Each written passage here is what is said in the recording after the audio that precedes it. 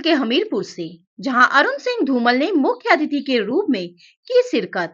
खबर के बारे में विस्तार जानेंगे, उससे पहले लेंगे एक छोटा सा ब्रेक के बाद जल्द लौटेंगे।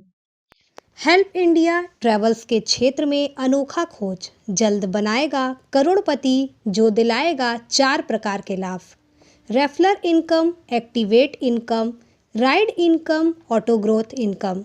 तुरंत जुड़े, सोचेंगे तो पछताएंगे। अधिक जानकारी के लिए कांटेक्ट करें 9795659565। ब्रेक के बाद आप सभी का स्वागत है। खबर हिमाचल के हमीरपुर से, जहां विधानसभा क्षेत्र भोरंज के अंतर्गत करियर पॉइंट विश्वविद्यालय में इंडियन प्रीमियर लीग के अध्यक्ष अरुण सिंह धूमल ने बतौर मुख्य अतिथि के रूप में शिरकत की। सर्वप्रथम विश्वविद्यालय के कुलपति डॉक्टर संजीव शर्मा ने मुख्य अतिथि को शॉल, स्मृति चिन्ह भेंट कर स्वागत किया। इसके उपरांत मुख्य अतिथि ने भारत रत्न प्रोफेसर MS स्वामीनाथन कौशल विकास केंद्र और हरित ऊर्जा केंद्र का उद्घाटन किया। इस मौके पर जिलाधिकारी हमीरपुर दीपमाला ने अपने विचार रखे। विश्वविद्यालय के कुलपति डॉक्टर संजीव शर्मा ने करियर पॉइंट विश्वविद्यालय की उपलब्धियों के बारे में विस्तार से जानकारी दी। इसके उपरांत मुख्य अतिथि ने अपने संबोधन में विश्वविद्यालय के बच्चों को कैसे अपना करियर बनाना चाहिए, इसके बारे में विस्तार से जानकारी दी। इस मौके पर जिला हुआ अधिकारी हमीरपुर प्रदेश Deepmala Thakur, doctor Kuldeep Kumar, doctor Aarti Sharma, doctor Ajay Sharma, doctor Rahul Sharma, doctor Asha Kumari, doctor Shashi Bhushan, doctor Sushil Chauhan, Vinod Kumar engineer, Puneet Kumar और कई गणमान्य लोग उपस्थित रहे। देखिए हिमाचल प्रदेश से स्टेट इंचार्ज रतन चंद की रिपोर्ट। साथी यहाँ बैठे हैं, ये आगे बढ़ चढ़कर ऐसे ही विभिन्न स्टार्टअप्स के रूप में, इंक्यूबेटर्स के रूप में और अपने जीवन में अपने लिए सेट पैटर्न करके, there are 2 things that drives you to excel, one is hunger, one is passion. आप में किस चीज़ को पाने की भूख है और किस चीज़ के लिए जज्बा है, ये आपको तय करना है। और मैं मानता हूँ sky is the limit, so I wish you all the very best. Thank you very much. देखा जाता है तो आज ये नरेंद्र मोदी,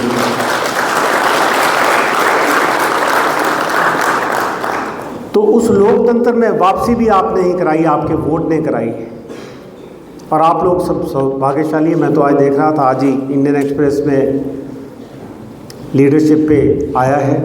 देश के सबसे जो लोकप्रिय नेता हैं उसमें अनुराग ठाकुर जी पिछली बार 49 नंबर पे थे, इस बार 32 नंबर पे।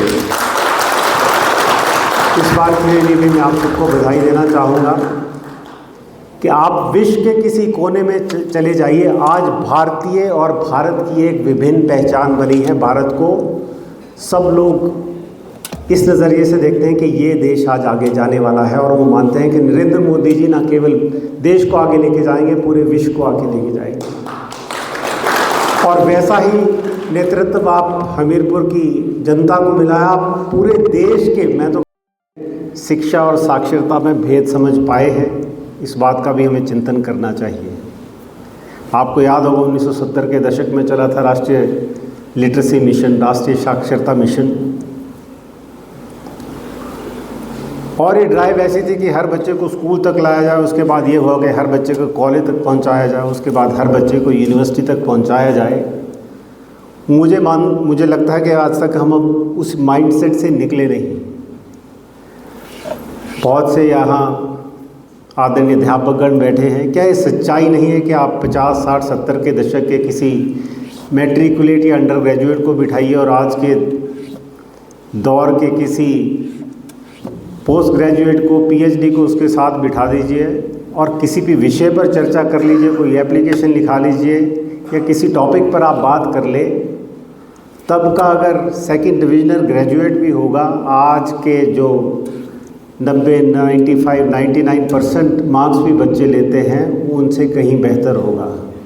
तो हमने बेंचमार्क अपने नीचे कर लिए हैं। मैं तो देखता हूँ, मैं CBSE का स्कूल चलाता हूँ और मुझे हैरानी होती है कई बार के बच्चों के 100% मार्क्स हिस्ट्री में भी आ रहे हैं, अंग्रेज़ी में भी आ रहे हैं, हिंदी में भी आ रहे हैं। संभव नहीं,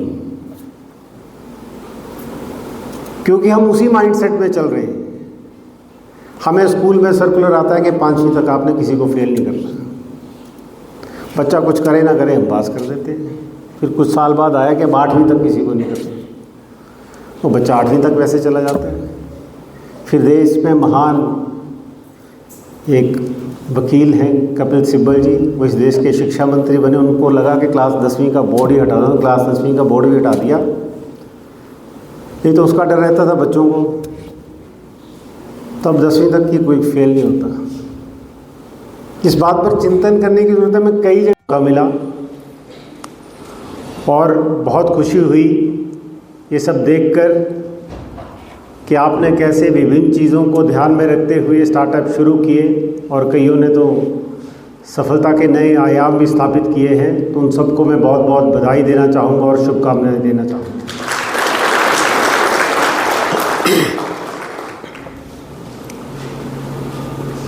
आज बात चाहे शिक्षा की हो, टेक्नोलॉजी को, या जो मॉक पार्लियामेंट आप रन कर रहे हैं, इससे इस देश का भविष्य जुड़ा हुआ है। आदरणीय स्वामी विवेकानंद जी के जन्मदिन को युवा दिवस के रूप में पूरे विश्व में मनाया जाता है और उनका सपना था भारत को विश्व गुरु देखने का। और उन्होंने कहा था कि आपको तब तक नहीं रुकना है जब तक आप उस मंजिल को प्राप्त ना करें। आज प्रधानमंत्री मोदी जी बात करते हैं कि हमने भारत को विश्व गुरु बनाना है, 2047 तक का जो विकसित भारत बनाने का संकल्प लिया है। मैं मानता हूँ उसमें युवा पीढ़ी की सबसे बड़ी जिम्मेवारी है, सबसे महत्वपूर्ण भूमिका है। और अगर वो सफलता में अर्जित करनी है तो हमारे युवा कैसे शिक्षित हों, इस बात पर बहुत जोर देना है। करियर पॉइंट यूनिवर्सिटी के वाइस चांसलर आदरणीय श्री संजीव शर्मा जी,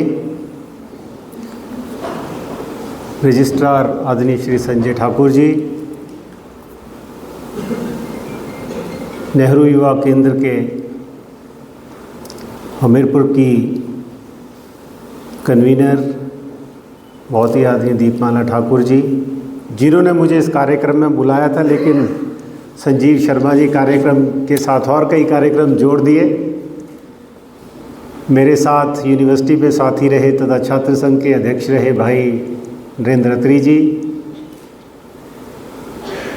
विभिन्न विभागों के प्रमुख, डीन स्टूडेंट वेलफेयर, आदरणीय सभी अध्यापकगण, यहाँ पर मौजूद युवा शक्ति, छात्र शक्ति, सबसे पहले तो मैं आप सबका बहुत बहुत धन्यवाद करना चाहूँगा जो आपने स्वागत अभिनंदन किया उसके लिए, और मुझे आज इस यूनिवर्सिटी में आने का मौका भी दिया, आप सबसे मिलने का मौका दिया, उस सब के लिए आपका बहुत बहुत धन्यवाद।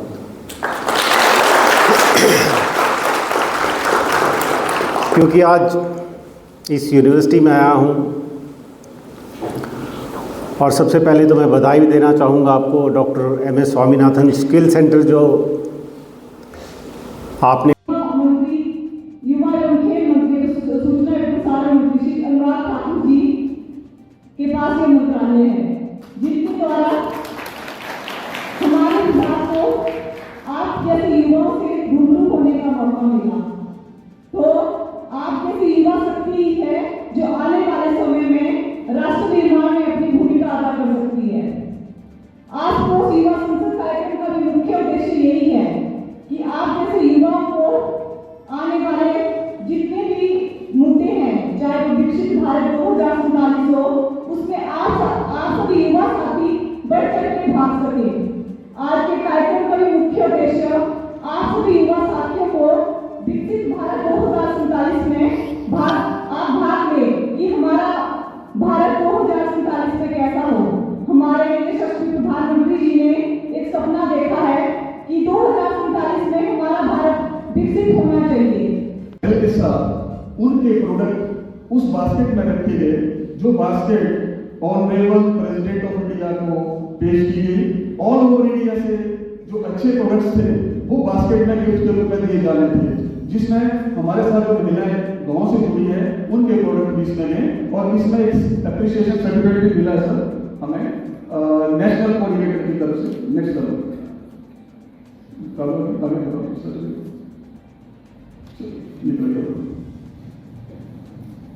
स्टूडेंट स्पोर्ट में सर हमने एनसीसी, एनएसएस और भारत स्काउट एंड गाइड, इस तरह का कई ऑर्गेनाइजेशन अलग अलग जो है सेटअप करी है। शूटिंग रेंज जिसमें आप विजिट करके भी आए। These are all for the sport of the students, sir. और अदर एडिशनल इनिशिएटिव्स भी हैं जो संस्था ने ले रखे हैं। टाइम का शॉर्टेज की वजह से मैं ज़्यादा नहीं लूँगा, क्योंकि हम अपने ऑनरेबल चीफ गेस्ट को ज़्यादा सुनना चाहेंगे। लास्ट में मैं इतना कहूँगा सर कि this university is fulfilling the mandate of the state universities, that is local upliftment. Again एक बार आपका मैं सबका स्वागत करता हूँ और धन्यवाद। Thank you. Jai Hind, Jai Bharat. Good morning to all of you. Honourable chief guest of the day Shri Arun Singh Dhumal ji, chairman IPL, Shri Narendra Ratni ji, member Himachal Pradesh cricket association,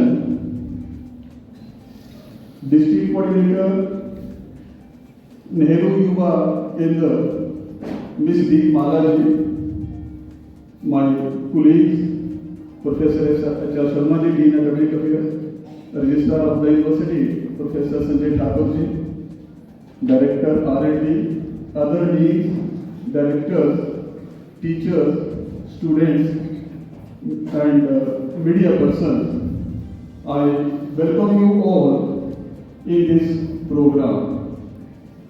Today we are very happy and we are proud, we are honored that IPL chairman Shri Arun Dhoomal ji is with us today and the chief guest of the day,